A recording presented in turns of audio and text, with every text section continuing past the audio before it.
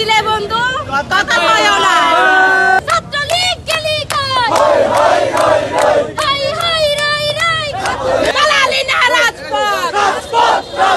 তারা বিভিন্ন গুজব বিভিন্ন ভাবে ছড়িয়েছে, তাদের সেই চটকা মিছিল দেখার জন্য আমরা নয়, আমরা আপনাদেরকে জানান দিতে চাই এই বাংলায় কোনো স্বৈরাচারী কোনো লীগের কোনো ছাত্র সংগঠনের এখানে কোনো ধরনের অবস্থা হবে না এবং আমাদের ছাত্র সমাজ সবসময় জাগ্রত আসি থাকবো, এটাই আপনাদেরকে বলবো।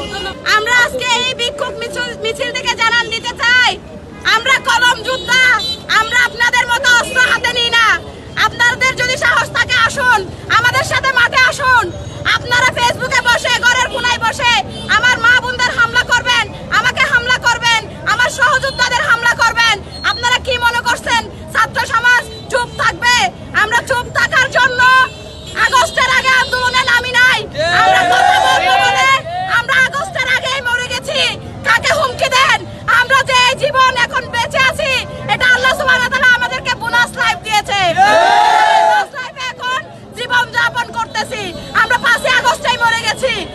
এখন আজকের এখান থেকে হুঁশিয়ারি দিতে চাই, আপনারা দমে যান, আপনারা নিষিদ্ধ ছাত্রলীগ, আপনারা মাথা ছেড়ে উঠবেন না।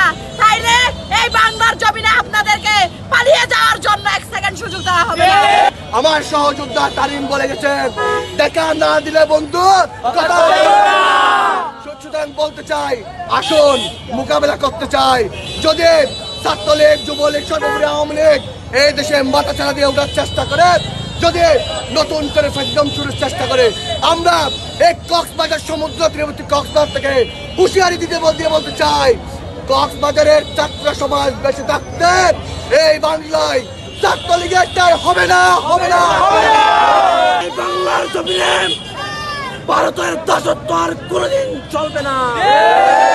ভারত মনে করে ৭১-এর বিজয় ভারতের বিজয়।